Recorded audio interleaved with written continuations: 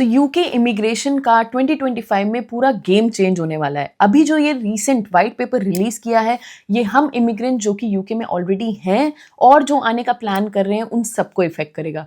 या कि वो स्किल वर्कर वीजा पे हो, स्टूडेंट रूट पे हो या केयर वर्कर वीजा पे हो, किसी भी रूट पे अगर आप हो तो ये वीडियो आप एंड तक जरूर देखें, क्योंकि इसमें मैं आपको बताऊंगी कि क्या यूके गवर्नमेंट अब एक्शन ले रही है और उन्होंने क्या नए रूल्स अनाउंस करे हैं। उससे पहले अगर आपने चैनल को सब्सक्राइब नहीं किया तो प्लीज डू सब्सक्राइब एंड चलो स्टार्ट करते हैं आज का वीडियो। तो जैसे कि हमें पता है कि यूके गवर्नमेंट बहुत ही ज्यादा स्ट्रिक्ट हो गई है अपने इमिग्रेशन को लेके। हम पिछले कई सालों से अब ये बात शायद कर रहे हैं कि इमिग्रेशन रूल स्ट्रिक्ट हो गए हैं, इमिग्रेशन पॉलिसीज चेंज हो रही हैं, बट इस बार ये जो जोर से झटका दिया है गवर्नमेंट ने, ये काफी स्ट्रांग है। जो यहाँ के प्राइम मिनिस्टर हैं उन्होंने काफी स्ट्रांग स्टेटमेंट दी है और उन्होंने ये बोला है कि ये जो रूल्स इस वाइट पेपर में लिखे गए हैं ये यहाँ की कंट्री को बचाने के लिए, इमिग्रेशन को स्टॉप करने के लिए काफी हार्श रूल्स हैं, लेकिन उन्हें ये रूल्स लेने पड़ेंगे क्योंकि अगर वो ये नहीं लेंगे तो इमिग्रेशन स्टॉप नहीं होगा और उनको लगता है कि यहाँ की इकोनॉमी ग्रो नहीं हो रही, तो उसका सबसे बड़ा रीजन है इमिग्रेशन। तो इन्होंने कुछ कैटेगरीज में इसको डिफाइन किया है। सबसे पहले जो कैटेगरी है वो है स्किल वर्कर वीजा।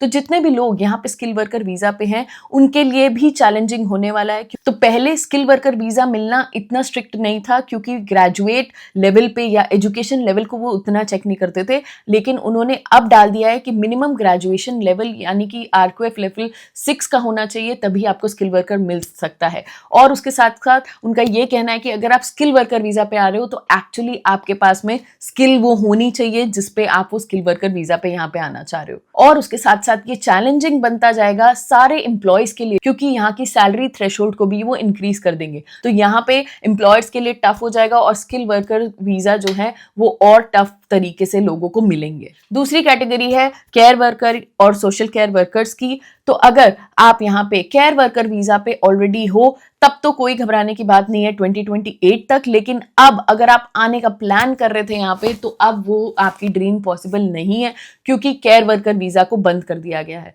गवर्नमेंट को लगता है कि केयर वर्कर वीजा के थ्रू बहुत लोग यहाँ पे आए हैं और हमें भी पता है कई सारी स्टोरीज जहाँ पे बहुत सारे लोग ट्रैप में फंसे हैं और यहाँ पे आके एक बर्डन बन चुके हैं, तो वो अब इस वीजा रूट को ही बंद करना चाह रहे हैं। वो चाह रहे हैं कि जो भी सोशल केयर सर्विसेज चाहिए वो यहाँ के ही लोग प्रोवाइड करें जो कि अनएम्प्लॉयड हैं। जो नेक्स्ट कैटेगरी है वो है स्टूडेंट वीजास की। तो अब यहाँ की गवर्नमेंट ने बोला है कि कोई भी यूनिवर्सिटी अगर एक इंटरनेशनल स्टूडेंट को लेती है तो उनके कोई कंप्लायंस चेक होते हैं जो कि स्ट्रिक्ट कर दिए जाएंगे। बेसिकली वो जो भी चेक करते हैं इन टर्म्स ऑफ कि कौन सा स्टूडेंट वहां से आ रहा है, उसकी क्या एजुकेशन लेवल है, क्या उनके डॉक्यूमेंट्स हैं एंड ऑल दैट, तो वो प्रोसीजर को वो काफी स्ट्रिक्ट करेंगे ताकि यहाँ पे जो भी अगर यूनिवर्सिटी वो कंप्लायंस फॉलो नहीं करेगी जो भी इनके कंप्लायंस में मेंशन्ड होगा तो उन यूनिवर्सिटीज पे स्ट्रिक्ट एक्शन लग जाएंगे कि आप एक लिमिटेड नंबर ऑफ पीपल को ही हायर कर सकते हो बाहर से। अभी तक ऐसा कोई नंबर नहीं है यूनिवर्सिटी के पास में, बट वो यूके गवर्नमेंट डिसाइड करेगी या होम ऑफिस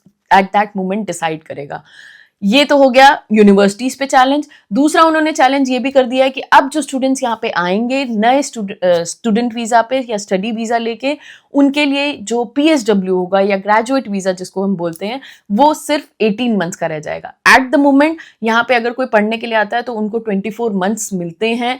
यहाँ पे 2 साल तक वो रह के जॉब सर्च कर सकते हैं, अपनी लाइफ में आगे उनको क्या करना है वो सोच सकते हैं। अब उसको उन्होंने रिड्यूस कर दिया 18 मंथ्स के ऊपर। सो नेक्स्ट कैटेगरी है family visa and asylum reforms. So basically जो भी फैमिली वीजा पे लोग यहाँ पे आते हैं उसमें भी जो इमिग्रेशन पॉलिसीज हैं वो भी सिंप्लीफाई हो रही हैं। जो इनका आर्टिकल 8 जिसमें कि सब कुछ मेंशन होता है कि राइट टू फैमिली लाइफ, उसको भी यहाँ पे गवर्नमेंट जो है अगर उसमें कोई अब्यूज हो रहा है तो उसके ऊपर भी वो स्ट्रिक्ट एक्शन लेने का प्लान कर रहे हैं।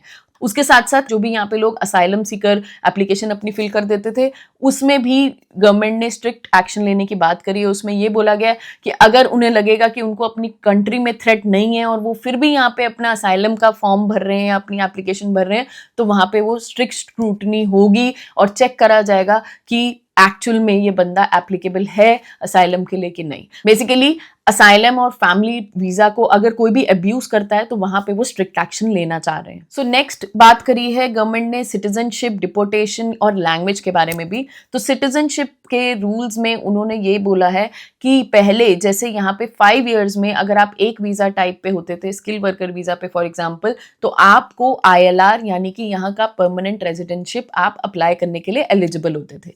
अब उसको 5 ईयर्स से करके वो 10 ईयर्स के रूट में हो जाएगा। सो बेसिकली अगर आपको यहाँ पे रहना है, यहाँ की PR चाहिए, तो आपको 5 ईयर्स से ज्यादा यहाँ पे 10 ईयर्स का टाइम स्पेंड करना पड़ेगा, तभी आपको ये ILR के लिए आप एलिजिबल होगे। अभी इसके अराउंड बहुत सारे क्वेश्चंस घूम रहे हैं कि कौन एप्लीकेबल होगा, क्या वो लोग जो कि ऑलरेडी यहाँ पे हैं उनके ऊपर भी ये एप्लीकेबल होगा, क्या ये चीज सिर्फ नए स्किल वर्कर वीजा वालों के लिए एप्लीकेबल होगी। इसके ऊपर अभी गवर्नमेंट ने कोई इन्फॉर्मेशन नहीं दी है। सिर्फ उन्होंने ये बोला है कि ILR एप्लीकेशन के लिए पहले जो एलिजिबिलिटी 5 ईयर्स की होती थी, अब वो 10 ईयर्स में कन्वर्ट हो गई है। सो अगेन बहुत सारे क्वेश्चन मार्क्स हैं, but let's wait for the government to come back with plan and let's see कि क्या पॉजिटिव है या क्या नेगेटिव है। उसके बाद गवर्नमेंट ने ये भी बोला है कि इंग्लिश लैंग्वेज टेस्ट पे वो रिस्ट्रिक्शन लगा रहे हैं। सो अभी तक ऐसा होता था कि डिपेंडेंट वीजा पे फॉर एग्जांपल लोग आ रहे हैं तो उनको इंग्लिश लैंग्वेज टेस्ट नहीं देना होता था, तो यहाँ पे उसमें भी वहां पे वो लैंग्वेज के लिए भी स्ट्रिक्ट एक्शन लेंगे और स्ट्रिक्ट रूल्स एप्लीकेबल होंगे।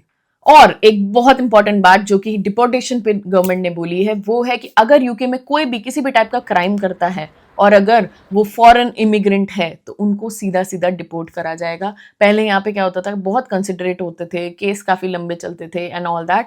अब वहां पे ऐसे केसेस में अगर आपने कोई भी गलती करी है और आपको अगर पुलिस ने पकड़ा है या आपने कुछ ऐसा क्राइम कर दिया है, तो वहां पे सीधा सीधा वो डिपोर्टेशन करेंगे, वहां पे कोई भी कंसिडरेशन के अब चांसेस बहुत कम हो जाएंगे। इन सारी नेगेटिव न्यूज के साथ साथ गवर्नमेंट ने एक पॉजिटिव सी थोड़ी सी बात बोली है, वो है उन हाई टैलेंट लोगों के लिए या जिनके पास में पोटेंशियल है, जो यहाँ पे आके अपने आप को अपना टैलेंट प्रूव कर सकते हैं, स्पेशली साइंस, टेक्नोलॉजी या डिजाइन सेक्टर्स में, उनके लिए पॉजिटिव न्यूज है। क्योंकि गवर्नमेंट जो हाई पोटेंशियल वीजाज हैं या यहाँ पे ग्लोबल टैलेंट वीजाज हैं, उसके ऊपर और एप्लीकेशंस को एक्सेप्ट करना चाह रही हैं और चाह रही हैं कि ग्लोबली अगर हाई टैलेंट्स अवेलेबल हैं अराउंड ऑल दी सेक्टर्स, तो वो यहाँ पे आएँ और यहाँ की इकोनॉमी को बूस्ट करने में हेल्प करें। ये सारी न्यूज़ अभी तक गवर्नमेंट ने सिर्फ एक वाइट पेपर में सबमिट करी है।